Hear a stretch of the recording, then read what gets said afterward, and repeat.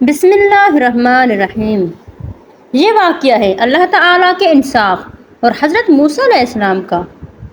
حضرت موسیٰ علیہ السلام نے ایک دفعہ اللہ پاک سے عرض کیا، یا الہی مجھے اپنے عدل و انصاف کا نمونہ دکھا۔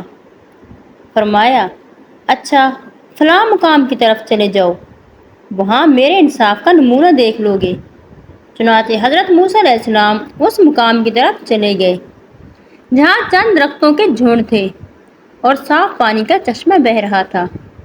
آپ ان درختوں میں چھپ کر بیٹھ گئے کہ اسی دوران ایک گھوڑ سوار آیا، چشمے سے تھوڑا سا پانی پیا اور 1000 اشرفیوں کی تھیلی وہاں ہی بھول کر چلا گیا۔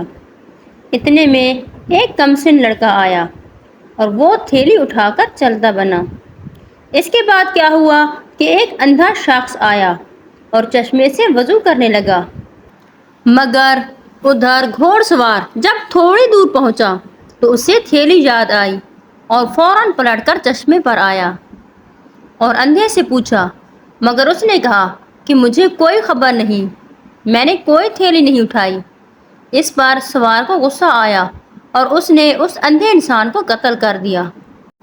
حضرت موسیٰ علیہ السلام یہ سارا ماجرا دیکھ رہے تھے کہ اللہ نے وحی بھیجی کہ اے موسیٰ، تعجب کی کوئی بات نہیں، یہ جو تم نے دیکھا کمسن لڑکا جو یہاں سے اشرفیاں لے کر گیا ہے، اس کمسن لڑکے نے اپنا حصہ پا لیا، کیونکہ گھوڑے سوار نے اس لڑکے کے باپ سے 1000 اشرفیاں ظلماً چھینی تھی اور اندھے نے سوار کے باپ کو ناحق قتل کر ڈالا تھا اور اس وجہ سے اس کا بھی قتل ہو گیا، یعنی کہ گھوڑ سوار نے اس اندھے شخص کو مار ڈالا اور اس طرح سے لڑکے کے باپ کا بدلہ پورا ہو گیا اور پھر وہی اشرفیاں واپس اسی بیٹے کو مل گئیں، اس کا حق اس کو مل گیا۔ سبحان اللہ، اللہ تعالیٰ انسانوں کے ساتھ ایسے ہی انصاف فرماتے ہیں۔